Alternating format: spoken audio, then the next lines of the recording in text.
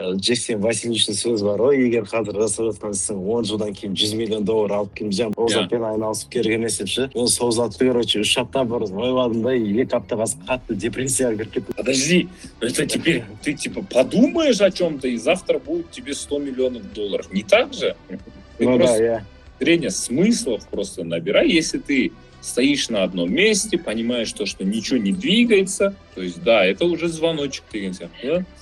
Опять-таки, насколько, если, ну, типа, если ты зарабатываешь при этом какой-то капитал себе копишь, ну, не знаю, там, это уже другой момент. Но если совсем все, бір новый нәрсе үйренбейсің, ақшаңмен де тұрып қалдың, бір отношенияң барлығы бұзылып жатыр, чисто в минус болса, уже ойлануға болады да жаңағы нәрсені. Так, мен осы сценарийді 10 жылға көбейтсем не болады деген сияқты, да?